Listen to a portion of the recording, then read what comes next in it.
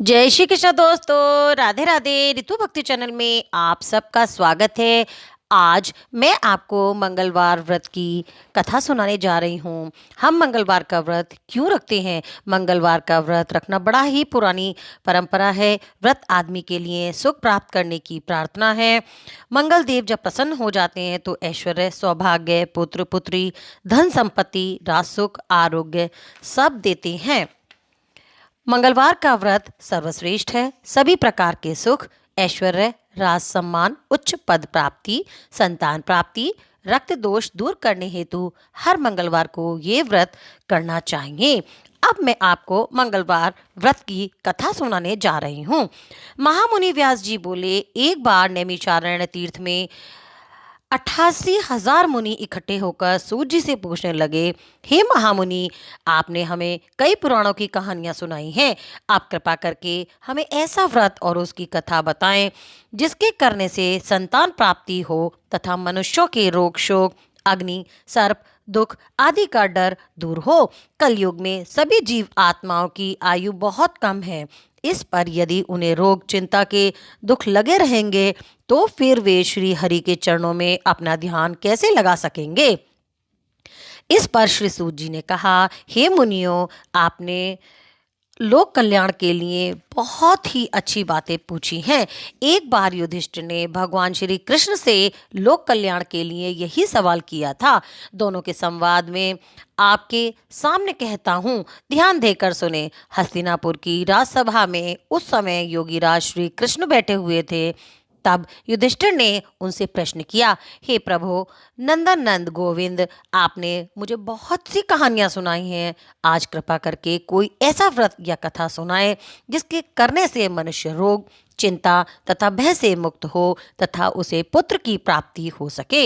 हे प्रभु, बिना बेटे के मनुष्य का जीवन व्यर्थ है, वह नरकगामी होता है। पुत्र के बिना मनुष्य पिता के ऋण से छुटकारा नहीं पा सकता और ना ही वे पुण्यान से उद्धार पा सकता है।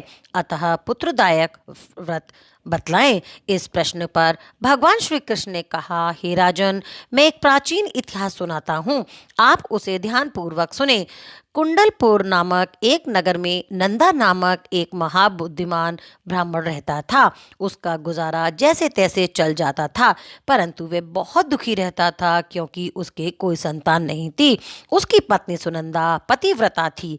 वह श्री हनुमान जी की आराधना भक्ति पूर्वक करती थी। मंगलवार के दिन व्रत करके अंत में भोजन बनाकर हनुमान जी को भोग लगाने के बाद वह भोजन प्राप्त करती थी। उस दिन मंगलवार को घर के काम की अधिकता के कारण वे हनुमान जी को भोग लगाना भूल गई। इसका उसे बहुत दुख हुआ।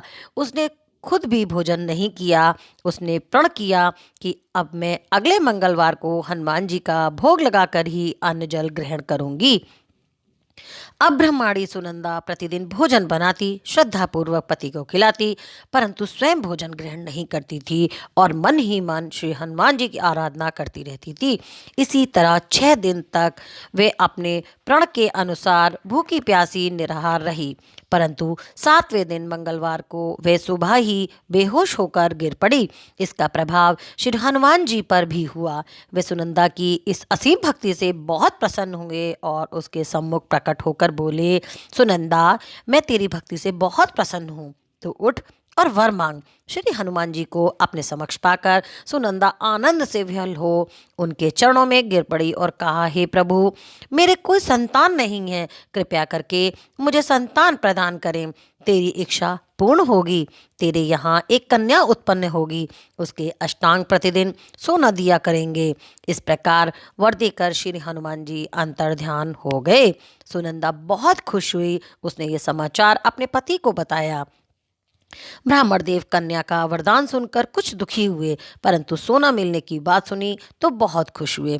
विचार किया कि ऐसी कन्या के साथ मेरी निर्धनता भी समाप्त हो जाएगी और फिर श्री हनुमान जी के आशीर्वाद से सुनंदा गर्भवती हुई और 10वें महीने में उसने एक सुंदर सी कन्या को जन्म दिया। यह कन्या अपने पिता के घर में ठीक उसी तरह से बढ़ने लगी जिस प्रकार शुक्ल पक्ष का चंद्रमा बढ़ता रहता है। 10वें दिन ब्राह्मण ने उस बालिका का नामकरण संस्कार कराया। कुल पुरोहितों ने उस बालिका का नाम रत्नबाला रख दिया। इस कन्या ने पूर्व जन्म में विधि विधान से मंगलदेव का व्रत किया था। पुत्री रत्नबाला का अष्टांग प्रतिदिन बहुत सा सोना देता था।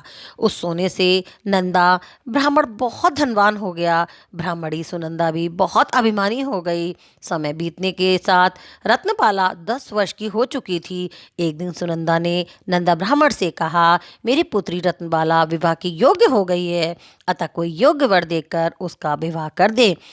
अभी तो रत्नबाला बहुत छोटी है, नंदा ब्राह्मण ने कहा।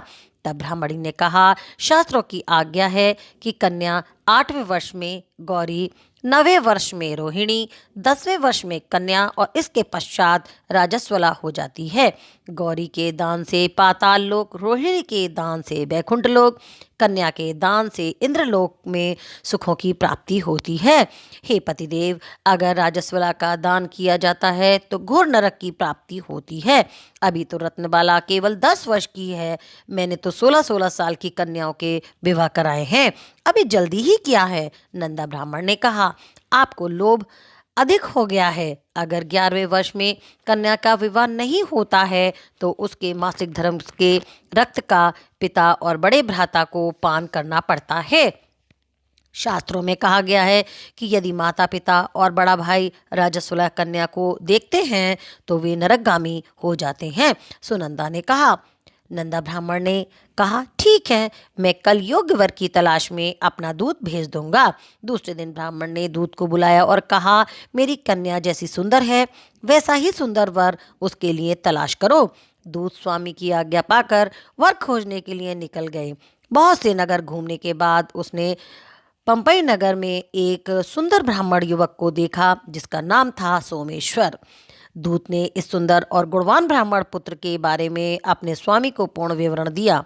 ब्राह्मण नंदा को भी सोमेश्वर अच्छा लगा और एक शुभ मुहूर्त में विधि पूर्वक सोमेश्वर को कन्या का दान करके पति पत्नी दोनों संतुष्ट हो गए। इन दोनों की शादी से ब्राह्मण नंदा सोच में पड़ गया। उसके मन में तो लोभ समाया हुआ था। उसने रत्नबाला का कन्यादान तो कर दिया था, परंतु वह बहुत खिन्न था। उसने विचार किया कि रत्नबाला अब ससुराल चली जाएगी, इससे जो सोना मुझे मिलता है वे आगे नहीं मिलेगा। मेरे पास जो धन था कुछ तो उसकी शादी में खर्च हो गया और जो शेष बचा था वे भी कुछ दिन के बाद खत्म हो जाएगा। मैंने इसकी शादी करके बड़ी ही भूल की है। उसने विचार किया कि अब कोई ऐसा उपाय करूं कि रत्नबाला मेरे घर में ही बनी रहे। लोभ रूपी राक्षस ब्राह्मण नंदा के दिमाग पर छाता सा जा रहा था। रात भर शैया पर करवटें बदलते बदलते उसने एक क्रूर निर्णय ले लिया। उसने विचार किया कि जब रत्नबाला का पति सोमेश्वर उसे अपने घर वापस ले जा रहा होगा तो वे मार्ग में उसका वध करवा देगा और अपनी पुत्री को अपने घर वापस ले आएगा, जिससे नियमित रूप से उसे सोना भी मिलता रहेगा और समाज का कोई मनुष्य उसे दोष भी नहीं दे सकेगा। सुबह हुई। नंदा ब्राह्मण और उसकी पत्नी सुनंदा ने अपने दामाद तथा पुत्री को बहुत सारा धन देकर विदा कर दिया। सोमेश्वर अपनी पत्नी रत्नबाला को लेकर अपने शहर की तरफ चल दिया। रत्नबाला का पिता ब्राह्मण नंदा महालोभ के वशीभूत हो पाप पुण्य भी भूल चुका था। अपने भयानक व क्रूर निर्णय को कार्य रूप देने के लिए उसने अपने दूत को मार्ग में अपने जवाई का वध करने के लिए पहले ही भेज दिया था। दूत मार्ग में छिपकर बैठ गए और जैसे ही सोमेश्वर उसके पीछे स्थान पर पहुंचा, ब्राह्मण दूत ने सोमेश्वर का वध कर दिया। इसके पश्चात उसने ये समाचार ब्राह्मण तक भी पहुंचा दिया। अपने दामाद के वध का समाचार प्राप्त कर नंदा ब्राह्मण उस जगह पर पहुंचा और रुदन करती अपनी पुत्री से बोला, पुत्री, मार्ग में लुटेरों ने तेरे पति का वध कर दिया है। भगवान की इच्छा के आगे किसी का कोई वश नहीं चलता। अब तू घर चल, वहां रहकर ही शेष जीवन व्यतीत करना। जो भाग्य में लिखा है वही होता है। रत्नबाला अपने पति की अकाल मृत्यु से बहुत दुखी हुई। रुदन करती हुई वे अपने पिता से बोली, हे पिताजी, इस संसार में जिस स्त्री का पति नहीं है उसका जीना व्यर्थ है। मैं अपने पति के साथ ही अपने शरीर को जला दूंगी और सती होकर अपने इस जन्म को, माता पिता के नाम को तथा सास ससुर के यश को सार्थक करूंगी। पिता अपनी पुत्री के वचनों को सुनकर अवाक रह गया। वे विचार करने लगा कि मैंने व्यर्थ ही दामाद वध का पाप अपने सिर लिया। रत्नबाला अपने पति के साथ अपने प्राण तक देने को तैयार है। मेरा तो दोनों तरफ से मरण हो गया, धन तो अब मिलेगा नहीं। जमाई वध के पाप के फलस्वरूप यम यातना भी भुगतनी पड़ेगी। यह सोचकर वह बहुत दुखी हुआ। रत्नबाला के पति स्वर्गीय सोमेश्वर की चिता बनाई गई। वह सती होने की इच्छा से पति का सिर अपनी गोद में रखकर चिता में बैठ गई।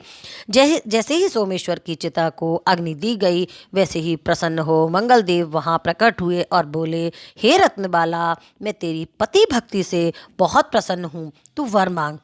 रत्नबाला ने अपने पति का जीवन दान मांग लिया। मंगलदेव बोले, रत्नबाला, तेरा पति अजर अमर है, ये विद्वान भी होगा। इसके अतिरिक्त तेरी जो इच्छा हो वह भी वर तू मांग सकती है। हे ग्रहों के स्वामी, यदि आप मुझ पर इतने ही प्रसन्न हैं तो मुझे ये वरदान दीजिए कि जो भी मनुष्य मंगलवार के दिन सुबह लाल पुष्प लाल चंदन से पूजा करके आपका स्मरण करे, उसे रोग व्याधि ना हो, सजनों से कभी वियोग ना हो, सर्प अग्नि तथा शत्रुओं का भय ना रहे। जो स्त्री मंगलवार का व्रत करे वे कभी विधवा ना हो। मंगलदेव तथास्तु ऐसा कहकर अंतर्ध्यान हो गए। उन्हीं की कृपा से सोमेश्वर जीवित हो उठा। रत्नबाला अपने पति को पुनः प्राप्त कर बहुत प्रसन्न हुई। सोमेश्वर अपनी पत्नी को लेकर अपने शहर को चला गया। इसके बाद वे दोनों पति पत्नी प्रत्येक मंगलवार को मंगलदेव का व्रत करने लगे और उनकी कृपा से इस लोक का सुख ऐश्वर्य भोग कर अंत में स्वर्गलोक को गए। इति श्री मंगलवार व्रत कथा। बोल हनुमान बाबा बजरंग बली की जय।